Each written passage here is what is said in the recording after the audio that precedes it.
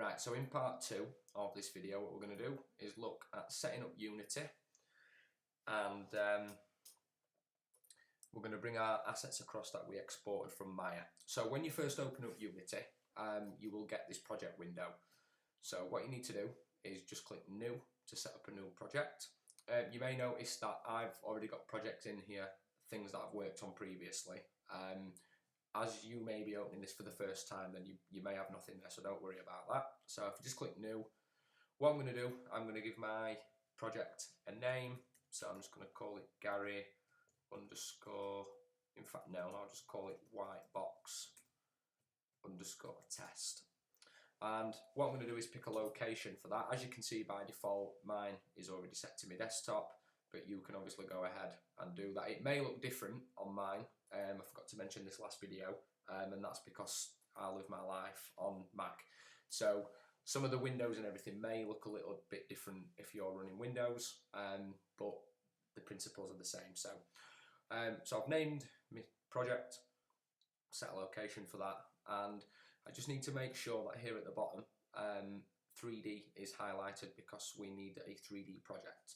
So in asset packages, what this is a little suite of packages that you can actually have included in your brand new project, and these are default in Unity. So what we want for our project, we want cameras, we want characters, and I think that'll be it for now. So we'd click Done and then click Create Project. Now what you've noticed over here, it's created a folder. I'll just highlight that there. So it's created a folder for me with my project in. You will just have to wait a little bit of time because what Unity has to do, it has to decompress those packages and set that up for you. It just takes a few seconds to actually load that up. Right, so once that's loaded up, you will notice that down here in your project browser, you have actually got some things in there already. So generally, if you don't import any other packages, this will be completely blank. As you can see, because we asked Unity for cameras and for characters, what it's done, it's nicely put some assets in here for us already. So what we need to do first of all, we're just going to have a quick look at the interface. So this part here is your scene view. Your scene view is a lot like your viewport in Maya. So this is where you put everything together. This is where you get a visual. You can just basically see everything that's happening. And then over here is the hierarchy. Basically what this is like a list of everything that's in your scene. Just looking at that really basically. Then over on your right hand side, you have the inspector window. This is a lot like your channel box or attribute editor within Maya. This is where you can set the transform, so the position, the rotate, scale, and there are various options depending on what asset you've got selected. And this down here is your project browser. Now your project browser contains the folder structure and all your files that you've imported into this scene or this project within Unity. Now what you might notice is when you first open it, when you first open Unity up, your layout may not look like this. So if it doesn't, all you need to do is in the top right hand corner, there's a button there called Layout, and if you just select Default, this is the default layout. I mean, there are various options. You can look at all different things. There's all different ways of having your interface set up. So obviously that's something you can experiment with in your own time. But what we're going to do now is now we've exported the asset from Maya, we're going to look at bringing that into our game engine. Now, as I've spoken to you about in sessions, and as we looked at a little bit in the first video as well, naming conventions. Now, we want to keep that, and we want to start getting used to using naming conventions and just doing some housekeeping whenever we're keeping files organized and that kind of thing. So what I'm going to do, in my project browser, I'm going to create a folder for all my 3D models to sit inside. So if I just right click, go to create and folder, it'll create a new folder for me. And if I'm just going to call that 3D underscore models. Now, this is just a way of keeping everything nice and tidy.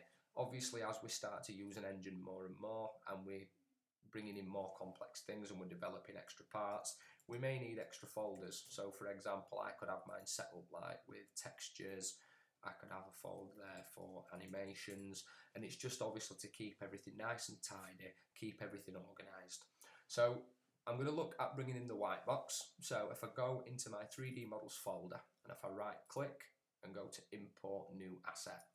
Now what I'm going to do now is just basically look for where I exported my asset. So mine's on my memory stick, projects, Maya, and Gary Unit 1. Right, so if I go to scenes, you can see there I have a whitebox_level version 1.1.fbx. So that is the exported file.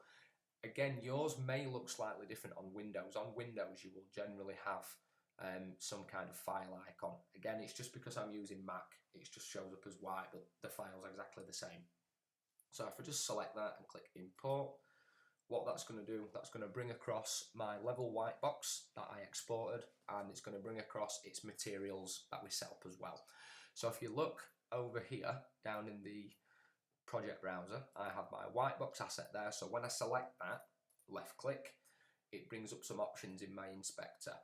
Now, there are a couple of things we're going to want to do. Because this is a white box, we're going to obviously want to test the size and the scale of it and things. So we're going to want to drop a camera controller in there, or a character controller. So what I'm going to do, in these options, I'm just going to click Generate Colliders and just tell it to apply that. So what that'll do, that'll generate collision based on the geometry that we've put in there. Now, because that's a white box, it's perfectly fine for us to just generate collision in that way. It's not going to be used in the final game, it's just really for testing and things. So at this point, we don't have to create separate collision data.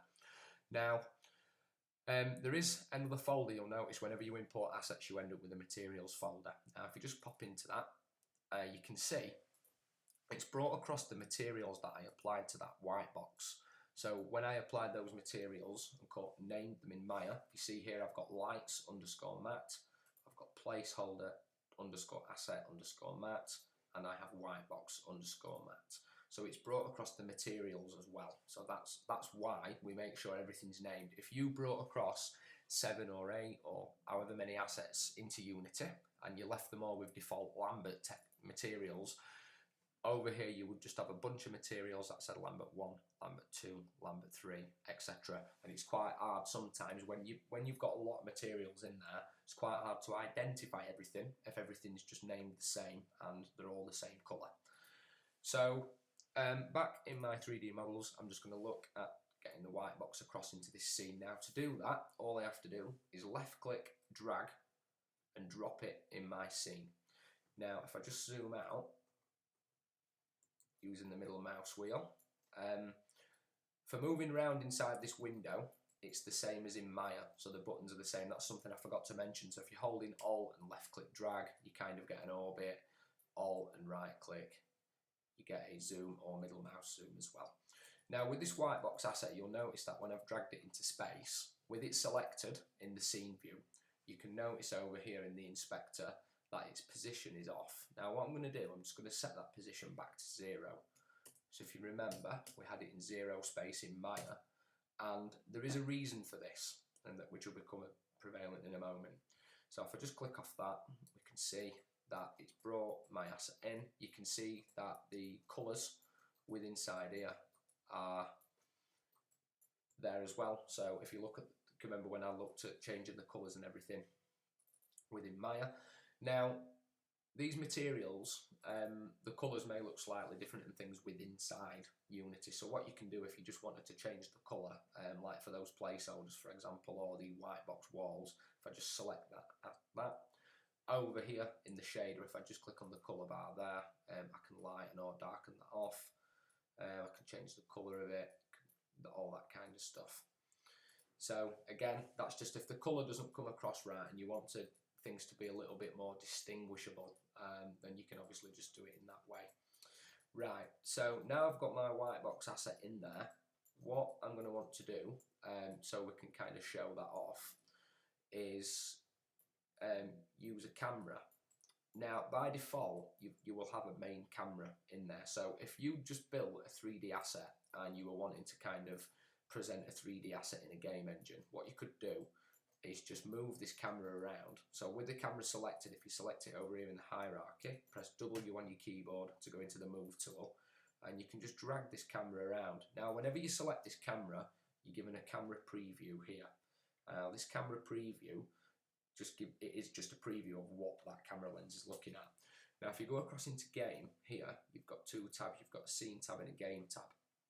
If you go across into game, that gives you a perspective of what it's actually looking like through the camera.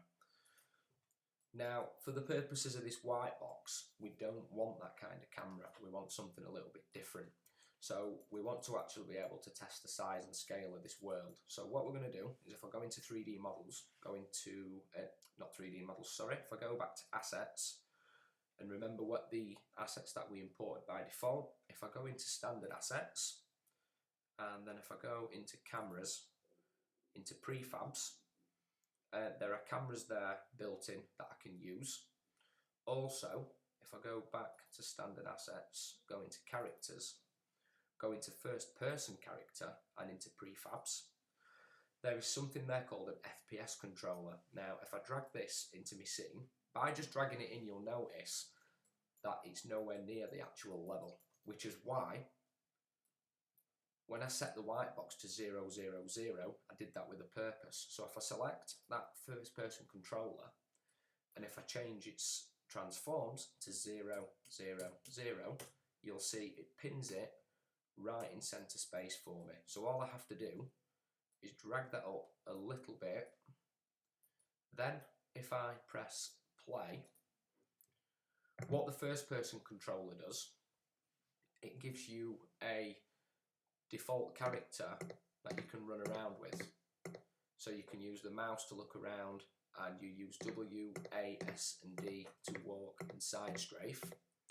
And as you can see, that allows me to kind of test it. I know my collision's working, and I can start to look at scale. Now, the default placeholder assets may be a little bit large, but as you can see, the doors and everything don't look too large, and basically we do this just so we can test.